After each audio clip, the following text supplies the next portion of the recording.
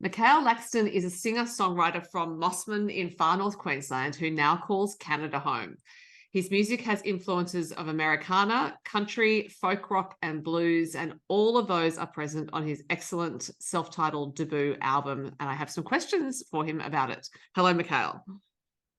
G'day, how are you?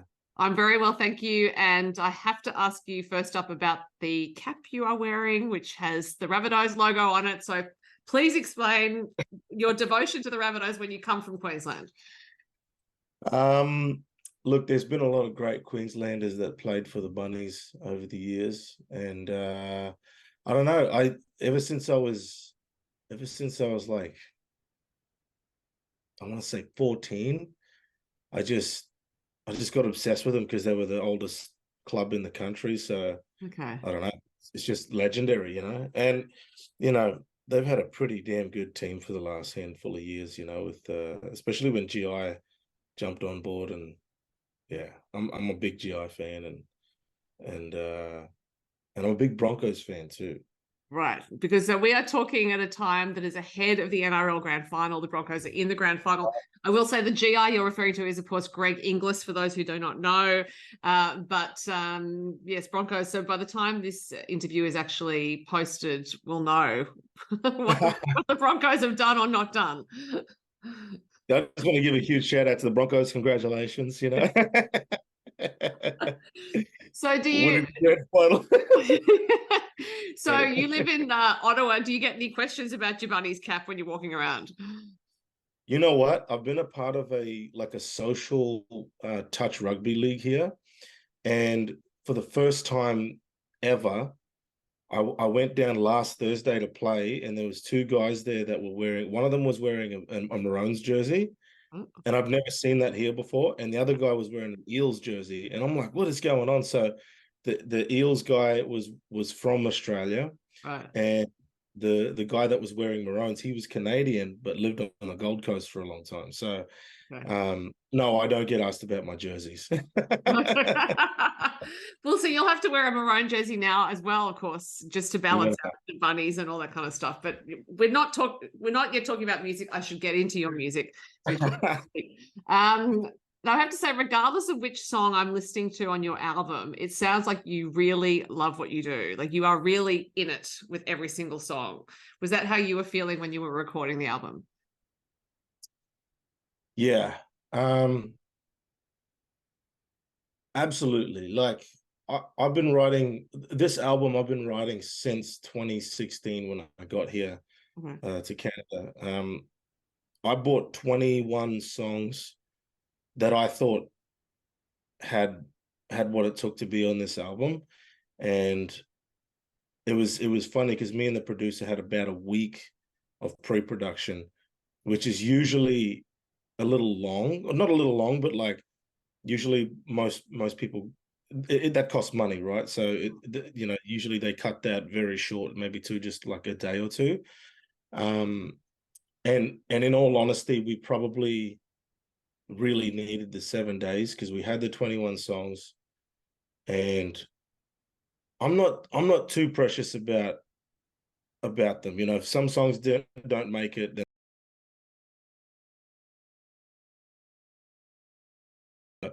at the end of it, like there were probably 4 singles that we had to really choose, and then the rest of them by the Friday of later that week, we kind of were just like spin the globe and put your finger on a song, So yeah, it was interesting. Sorry, that's my daughter waking up now. I can't actually. There you go. Yeah. But sorry, yeah, I do love what I do very much. I love writing. Like I first and foremost class myself as a songwriter. So everything after that is just fun. Like I mean, songwriting's fun too, but that's where I get my kicks. Is lyrically speaking. Yeah.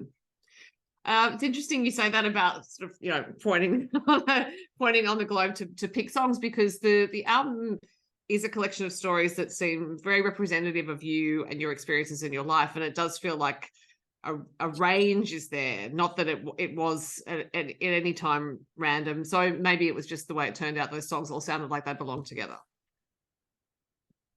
Yeah, I think that comes down to the way we produce the songs. We did it over 2 days. So the pre-production happened where we just made sure all the songs and all the lyrics were there, and maybe we shuffled a few things around, or the way I'd been playing them, because just to reiterate, I'd had these songs for a while. So I'd already been performing them a certain way for a while, with bands or myself. So to come in with a producer and sort of rework these songs just slightly, just to tighten them up a bit better, and I to be honest with you, I kind of forgot your question there. Honestly, just that they all sound like they belong together. So and you said you think maybe that was just the way they were produced, as opposed to a conscious way of bracing those particular songs together. Yeah. There was a way, we had 2 days of recording with the band, and everything was instinctual. There was one song that definitely, when we started playing it together, it just didn't feel right as soon as we played it. There was a beat that had been chosen for the drummer to play, and then I quickly had to veto that and say, actually, can we just, like, right on the spot, I was just like, actually, can we play it like this, or whatever? And then it was like, good call. That was the only song that needed a little bit of last minute change. But we had all the same players. Everything's consistent, right? I think. No, you're right. I kind of like that, because there's a lot of albums out there that I listen to that I love by artists, and sometimes, like I listen to albums, not necessarily singles. So, for example, there's an artist called Brent Cobb, who his cousin is the producer for, like, all the Stapleton albums, right? And his cousin produced his album, this guy Brent Cobb, called Providence Canyon, and it's all the same vibe for, like, the whole 12 to 14 songs or whatever it is. And I love that album top to bottom because of that, because it's the same vibe. It's like the 70s rock funk mixed with country, and 70s southern rock, I should say, mixed with funk and country. And it's just the perfect mixture of those genres, and they just sit in that spot. Every song's different, but they sit in that spot collectively. And then there's other albums that I really enjoy the artists, and I really enjoy the way they write, but I'll listen to maybe half the record often, and the rest I just don't bother, because it just doesn't tickle me the right way. So I think that's one thing I really wanted to do. Aaron Goldstein, the producer, he's from a rock and roll background, and he kind of brought that vibe on the album, but he's somebody that makes albums, not just singles. So no, I appreciate you saying that. That's a good observation. Well, that's an observation that was intentional, and but it was instinctual too. So I mean, it seems even with the song selection that maybe it was instinct that brought those songs together, because it doesn't sound like you're telling a story front to back, if you know what I mean. It's not like, oh, I'm going to take you on this journey. It's more that, yes, these songs belong together. And given that you said that you consider yourself a songwriter first and foremost, do you therefore see performance as the way to bring the songs to an audience, as opposed to, being a performer and a songwriter? It's just like songwriting is the primary function, performance is what you do to communicate, if that makes sense. Yeah. That's a good question. For me, they're two completely different beasts. Writing is yes. I also get my kicks off performing as well. So like, I'll be honest, I'm an attention whore. I love the limelight. I love being the center of attention in a room. But you know, I know that I have something to offer. I just like giving people something to offer that I know that I like. This is the best thing I know how to do in my life. You know what I mean? Like, you know, there's a handful of things that I enjoy, but like I really enjoy doing the things I'm good at. And you know, and I've always had this idea that my music is something that could potentially help people because it's helped me in my life so much. So, you know, when I've gone through a really, really tough time, I've had music either to listen to feel, to help me feel what I'm feeling.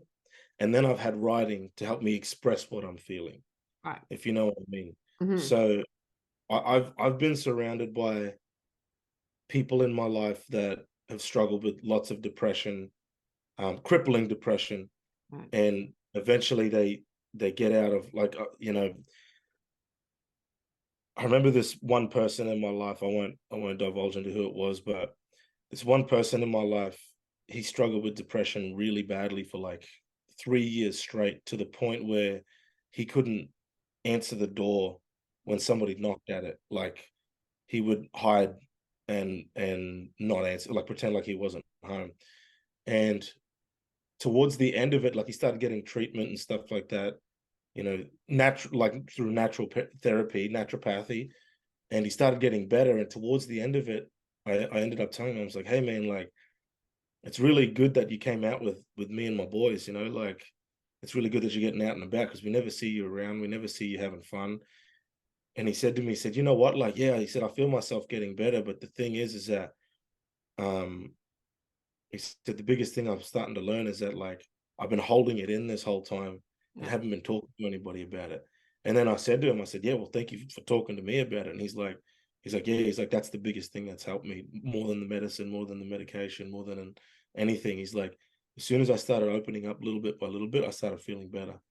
And from that moment on, I this will wrap up into what it'll make sense in a second, but what I remember saying to myself, and I was only 15 at that point, I remember saying to myself, if I ever suffer from depression, I'm going to get it out. I'm going to talk about it somehow, whether it's to somebody or whatever. And I found that songwriting for me helps me express my feelings. That's where I can get the most vulnerable, because about how I'm feeling. Because if you just talk about your feelings all the time to your friends, you know, it's tough on them. And sometimes you just, like, sometimes the only time they see you is when you whinge about your life, you know, which is them.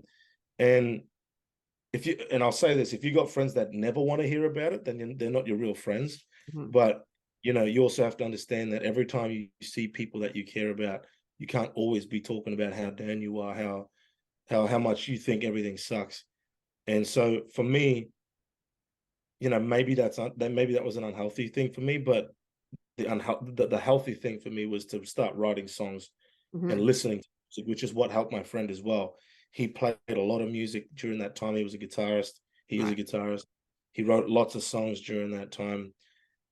And then, you know, that helped him as well. So I didn't start writing until a few years after that, but I found that that's where I could sort out a lot of the shit that was in my head that I hadn't dealt with. And it went to another level when I came to Canada, because you know, I was only here on a visitor visa. I couldn't work, and it was coming out of winter, really dark time over here, and I just had to sit down and deal with all this stuff that all of a sudden I had all this time for this stuff to come up. So I wrote a lot of songs, and half of it, maybe 3/4 of it, is what you see on the album right now. Yeah. This gets edited, right? I'm a long-winded talker. I'm really sorry. I don't actually usually edit it, because it's your expression, and it's always interesting. Every conversation is different. And you talking about what songwriting did for you when you moved to Canada, I imagine it also helped you deal with grief, because your mother died in 2020. You'd come back to Australia to care for her. It was during the pandemic. And there is a beautiful song about her on the album called What Can I Say? And it's not an expression of grief, it's an expression of love and appreciation for her. But I do imagine the tools that you developed songwriting earlier on would have helped you through that time to express yourself in that song and any others you wrote. Yeah, that was more of a moment than it was a process. I'd been trying to write a song about my mum since I started writing songs, and I never felt like whatever I was writing was good enough. Even this song still isn't good enough. But it definitely expressed how I was feeling in that moment. You know, like that song in particular, my mum had cancer, and we just visited in March 2020, mid-March or early March. We flew over, and by March 16th, they announced that anybody that had an Australian passport needed to get back to where they were or stay in the country. So we just got there for a holiday, and we basically had to turn tail immediately and fly back to Canada. And you know, we thought she had more time. And then one night we were just, you know, me and my wife were putting my son to sleep, and my sister just texted me, and she's like, Mick, you need to write her a song now. It's time to write that song that she's been wanting. And so I sat down, and like within 15-20 minutes I sent a video to them, and a week later my mum entered the stage of delirium where she didn't know what was what. So she got to hear the song, and they took a video, which I've only watched once. They took a video of her listening to it, and she loved it. Apparently she just loved it. And then a week later she was gone up here, you know. So right. Yeah, that was tough. Yeah, that was that particular time not being able to be there for her, but the song is a wonderful tribute to her. So no doubt, no doubt she loved it. No doubt she was very proud of you in that moment as well. So at what age did you actually start writing songs? It's funny. I did start trying to write songs when I was around about 12. I want to say 12 years old. I started playing guitar when I was 11. And I remember the first song I really liked, Wonderful Tonight by Eric Clapton. And I kind of wrote a song like that about a friend's mum. I've never actually admitted that on camera. One of my good mates, very, very close mate of mine back in the day.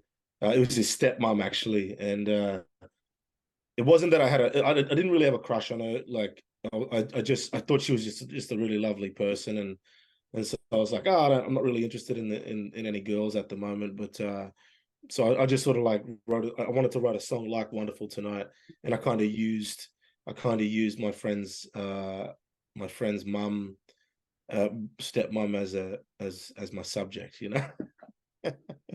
Inspiration. Told anybody that. Oh my God. And did it work? Was she a good inspiration for the song? Did it work? Did you get the song out? No, we never got that. No, that song sucked. It was terrible. It was basically a ripoff of Wonderful Tonight. So no, I would have got sued. So after that, so that was obviously a good first experiment though, because it set you on a path. Sorry, what was the question? And so obviously it set you on a path though. You had that first song out of the way, and then you could move on and write other songs. So was there a point where you thought, yeah, this is something I like doing, so I'm going to do it, you know, after school or on the weekends, whatever it is, almost as a hobby? Yeah, you know what? I didn't do too much writing. I wrote like maybe a couple of little songs at that time, and then I reckon I started picking up songwriting again when I was about,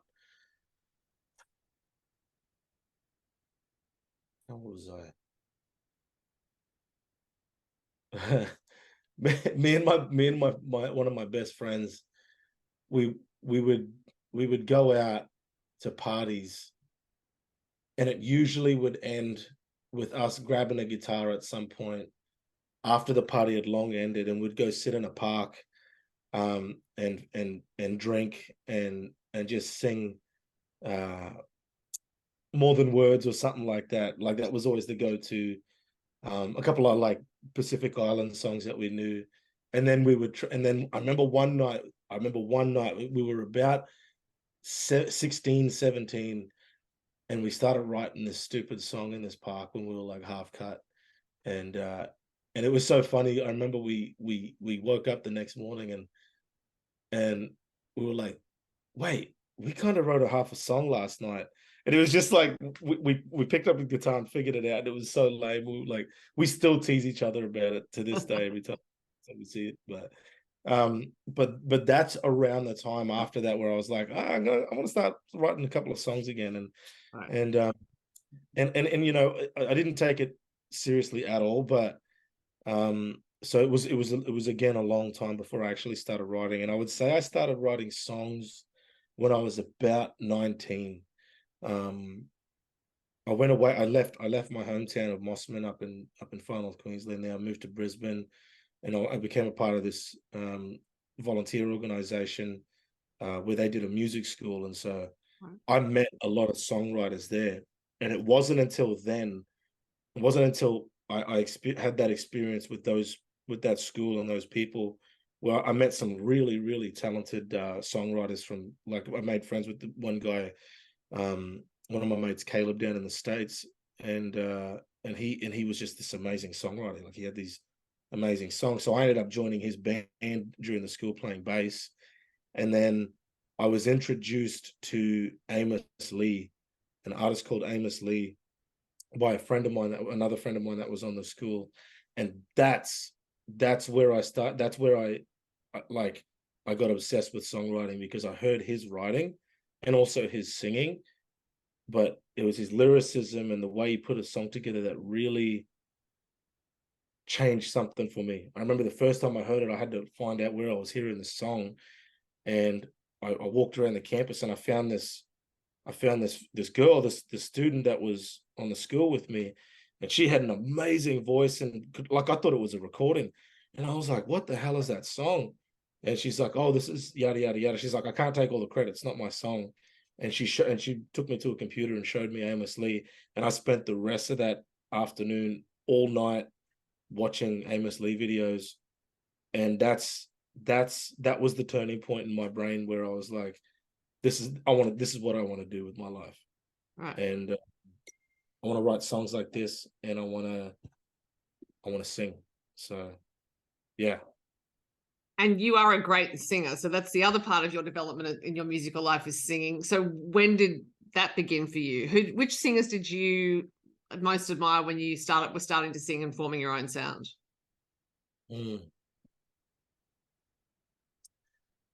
Singing wise, I loved Boys to Men. Right. Always loved Boys to Men. You know, that guy, my buddy that I was talking about, where we started writing songs after we'd get drunk or whatever. Growing up, like, we'd have sleepovers, and the sleepover would always end with us laying in separate beds, singing ourselves to sleep, singing Boys to Men song, trying to sing as good as we could, trying to like emulate how they sing and do the harmonies and stuff like that. And I always sucked at harmony, so I always took the lead. And I actually never thought of myself as a singer until I turned 19. It was actually after I heard Amos Lee, where I was like, I started taking singing seriously, and trying to sing. And I at that school, I actually ended up jumping up and at one of the open mic nights or whatever, and believe me, I wasn't very good. But everyone kind of freaked out and was like, man, you got to, like, I remember somebody saying to me, and this I'm only saying this because it's tooting my horn a little bit, but this is actually what helped me get more confident and actually just start pursuing singing a little bit more as well. was somebody told me, they said, you have the kind of voice I could listen to all day. And I was like, oh, wow, like, really? And they're like, yeah, seriously. Like, and this is another singer that had been singing since she was a child. And she was like, yeah, like and she was honest. She's like, you need some lessons or whatever, or you need to like keep singing and develop. But she's like, the way your voice sounds is very, very pleasing to the ear. So, yeah, I didn't start singing until I was 19. So, and I think, tone is something that can be there. Yes, you can have lessons and shape how you articulate words and all this and phrases and all those sorts of things, but yeah, tone seems to come from the ether, I guess. I've always had a this is actually funny bringing this up, because this is taking me back to a memory I have of my stepdad, who I love dearly. He was a singer and a songwriter as well. Is a singer and a songwriter as well. So when I was about 13, 14, and him and I got along like a house. We get along like a house on fire from day one. Like we were like best mates. And I remember we were driving in the car one day, and I was always good at mimicking people. So we were listening to some songs, and I heard a funny song, like I heard this singer, and I can't remember who it was, but like I emulated her voice, and then I did it again a couple of times on this long drive we had. We were driving from Queensland, Mossman to Darwin. Actually, we were moving to Darwin, and like first day we were driving, and I was just entertaining my mum and him, and then he kind of just looked at me at one point after I'd been going on for like a half an hour, and he goes, you're really good at like mimicking people, like you're really good at and it's spot on too. And he said, you might be doing this as a joke, but like people that do this is like they end up usually being really good singers. And I was like, really? And he's like, yeah. And he's like, do it again. So we kept going, and we put on like Don McLean, we had some CDs on Don McLean, American Pie, which I was obsessed with at the time. And I would emulate how he was singing. I would emulate how Celine Dion would sing. I don't know if I was any good at it, but I would try, or try and emulate Whitney Houston, and it was usually as a joke. But then again, with the tone, I was able to mimic the tone in some way. Mm-hmm. And that really came in handy later on when I started basically ripping off the way, like when I decided I wanted to be a singer was after listening to Amos Lee, and I was like, that's how I want to sound. So I literally just started singing and emulating the way he sang when I sang my own songs or a cover. I would just do it in an Amos Lee voice, and then my voice started to develop in other ways after that. So I enjoy country music, as you probably can tell, but I started emulating old school country singers a little bit more. And yeah, it's just pulling from all these different sources that I like, and now this is the voice that I have. So, and I guess which I think now. So I imagine you develop your own voice because you have your own songs, right? So you need to find a way to express those songs in the way you want to do it. Yeah, absolutely. So now that you're in Canada, you're an Australian in the Canadian music industry, but it sounds like you pretty much started your music career after you moved to Canada. So has it been like being a Canadian artist to get your career off the ground there?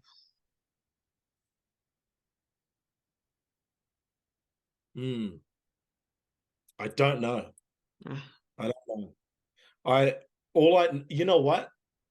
I'm going to say no, because we moved to Toronto and we lived there for 10 months because it was the music capital of Canada. Right. But when I got there, because it's a big city and it's an artistic city, a very artistic city, there's lots of film, there's lots of music, there's lots of art, there's lots of culture there.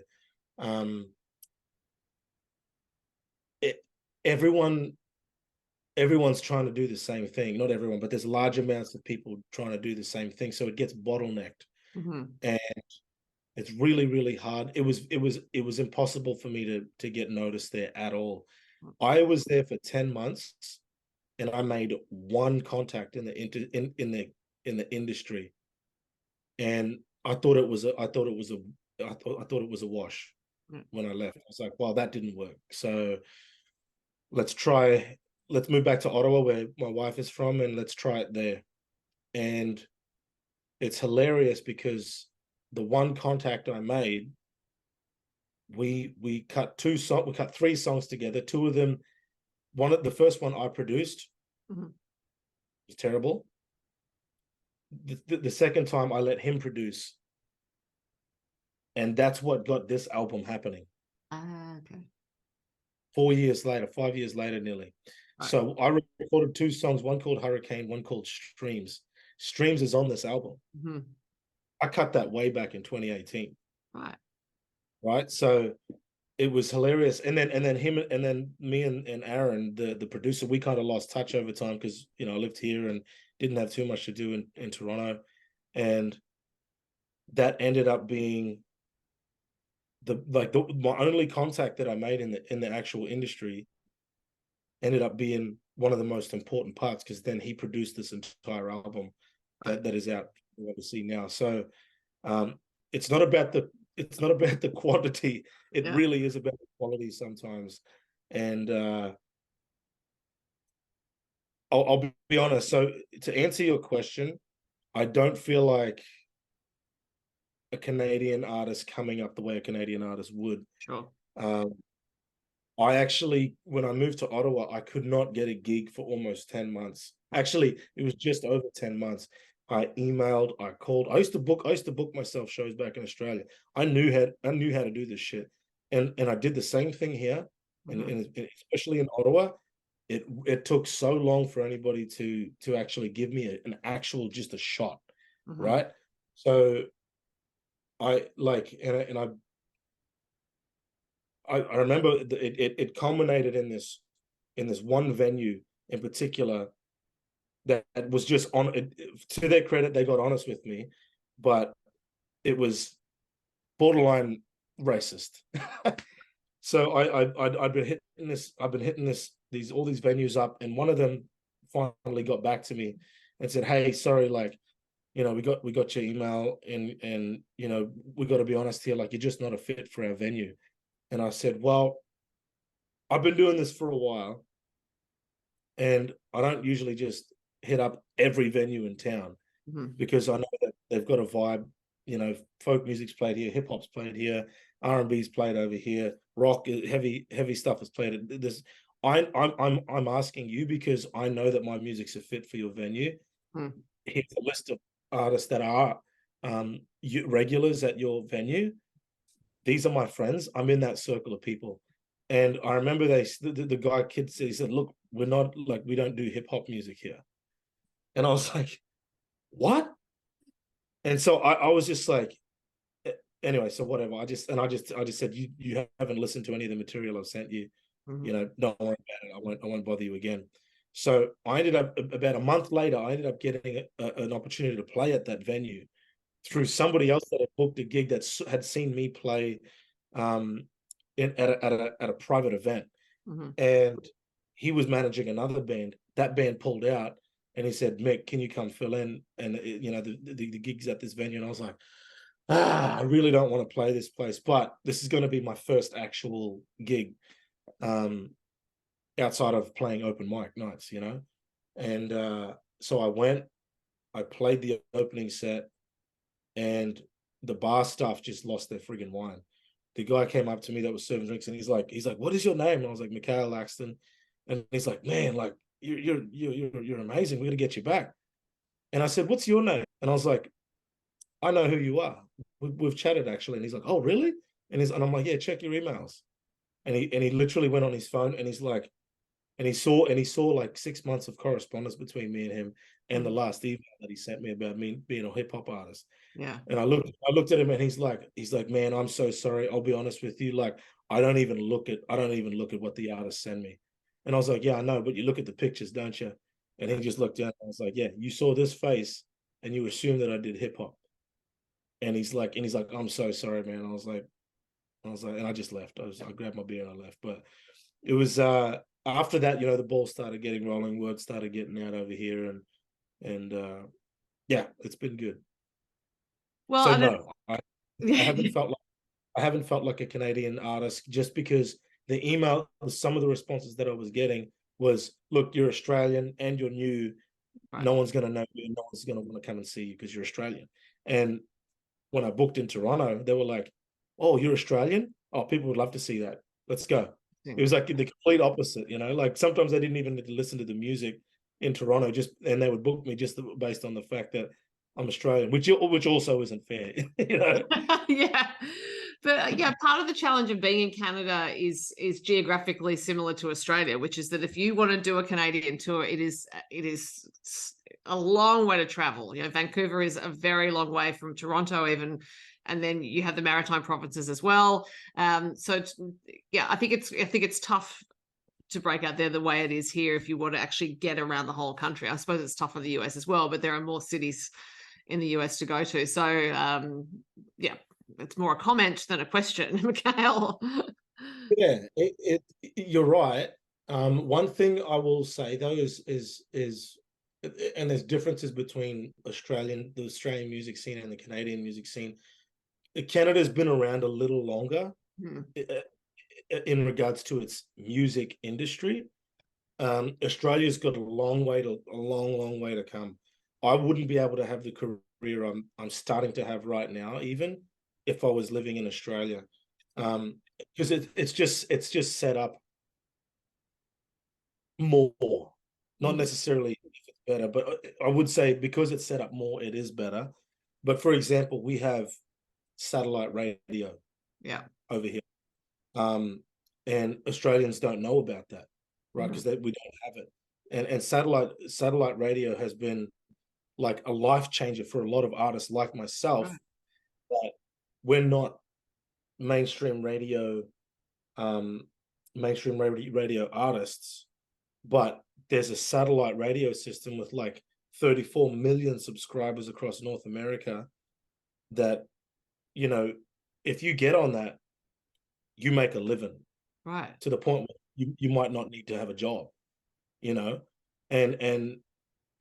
that's the kind of support artists need. It's like, so my name has been getting out since the pandemic started, because we started releasing music shortly after we started releasing music of mine in July of 2020, Right. and then one of my songs from that first EP ended up getting on satellite radio, and I never toured that album, but my name got out there in the industry simply because one of the tracks got on Sirius XM. It got a bit of radio play, all over the world with Stingray music. I've had it's just that the way that music, the industry on the back end is set up over here. Yes, it's a big country to tour. Touring is still a huge part of. It's probably still the biggest way of getting your name out there, but we've got other ways of doing that. Yeah. And also the music consumption culture between Australia and Canada is totally different. The way, like, our Australian music consumption culture as a whole is really, really at the low end of good, right? So if I came back to Australia and did a tour, I would have to fill about a third of my setup with covers for it to be acceptable. Yeah, right. Whereas over here, people don't want to hear covers unless you're a cover band. And that's, like, again, that's another thing that's over here that's just absolutely huge, is these super groups get made up of these singer-songwriters and artists and musicians from all these really big Canadian bands, but then they get together and make a cover band and it just blows up. But it's not like your run-of-the-mill down at the pub cover band. This is like a touring cover band that makes records of covers, and then they go, and then once the tour's over, they go and tour their own careers and have their own careers and stuff like that. So over here, the industry is very, very, very different, and again, the music consumption culture is very different.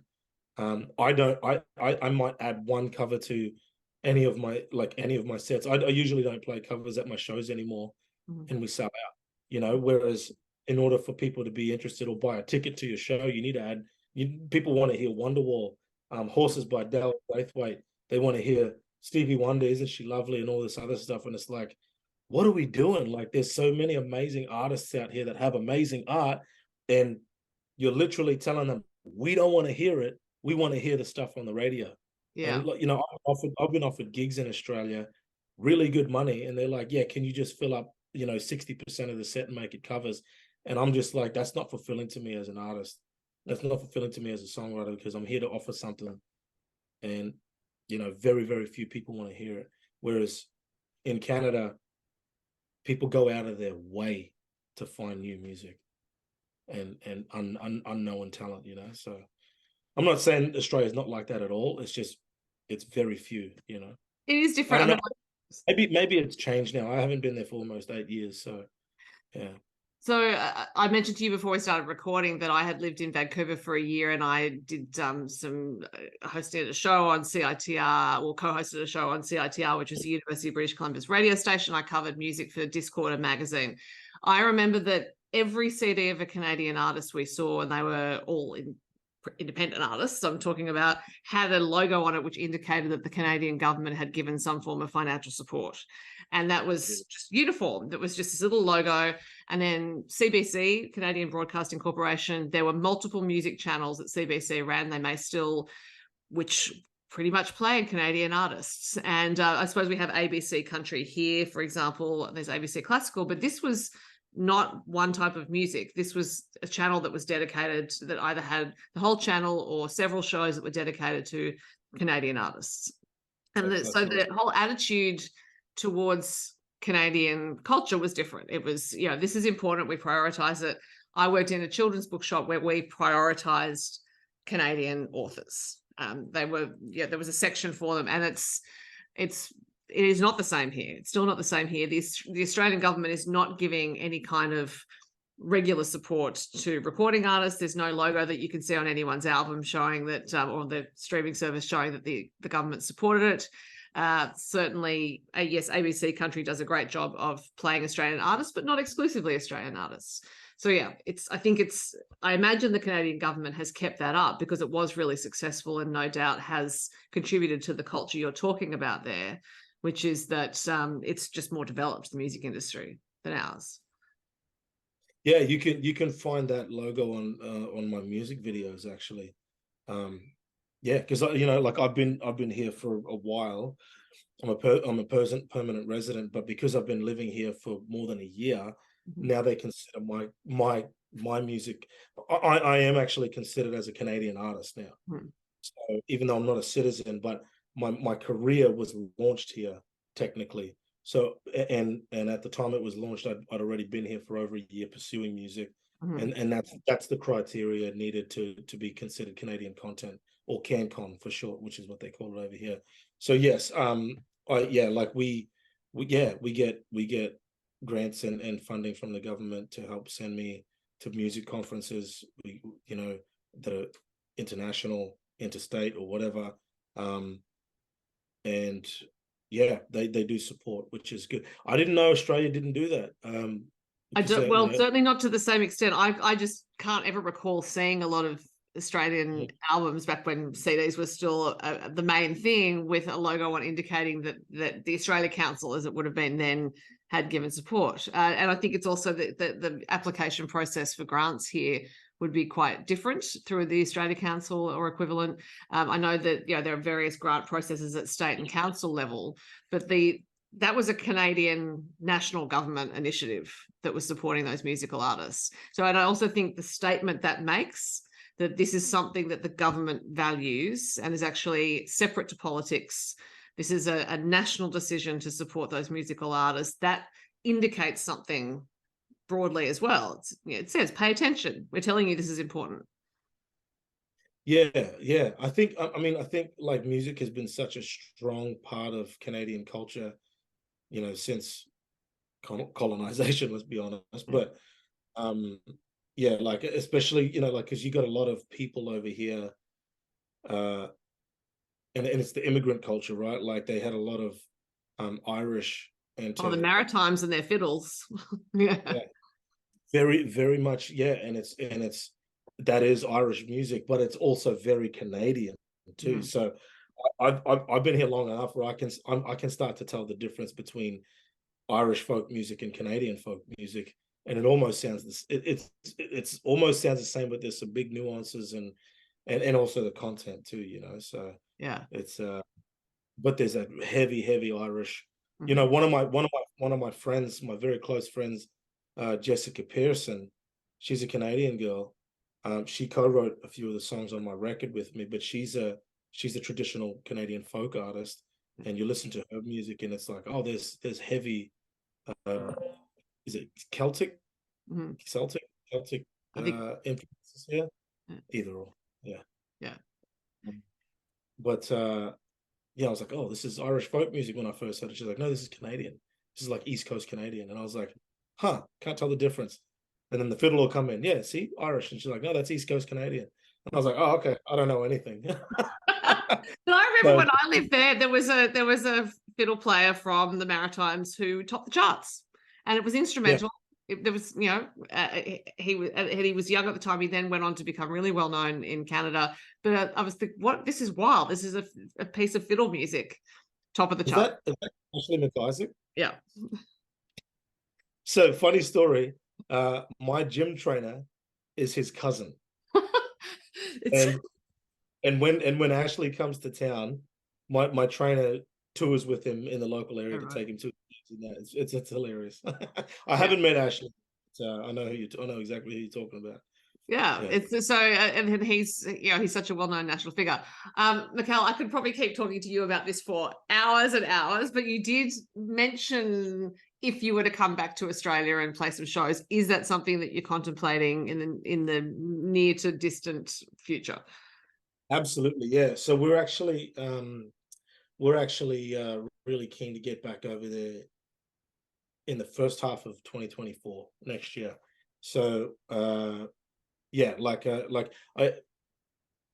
all of this, like I should say this, I'm not ragging on Australia.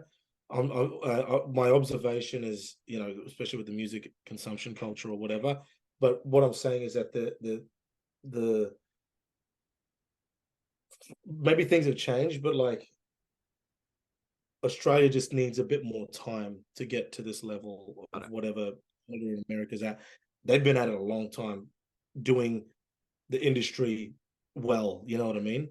Whereas Australia just needs to catch up and you know, just needs a few more years. But anyway, you can edit that part out. But yes, we're very keen to come back. This is the most amount of support I've ever had on anything I've done musically, apart from maybe The Voice. But yeah, like it's been blowing my mind. So, you know, country radio in particular in Australia has been playing me all over the country, which has been fantastic to see. Thank you for doing the same. We're really keen to get back in the first half of next year. I would love to, you know, we've put some applications in for some festivals. I don't think we got any, to be honest with you. But if I come back next year without anything booked, it's probably just going to be for a holiday, and I'll try and make something happen while I'm there, but nothing on a grand scale. Yeah. Well, I certainly hope The plan is to get back soon. Great. Well, I certainly hope you can get back and bring that voice and your songs to Australia. I will leave it there because it's the start of your day where you are and you no doubt have things to do. So it has been a true pleasure to talk to you, and I hope to talk to you again at some point, perhaps when you announce Australian tour dates. Mikhail Laxton, your debut self-titled album is out now. It is fantastic. Thanks for your time. Thanks, Sophie. Take care.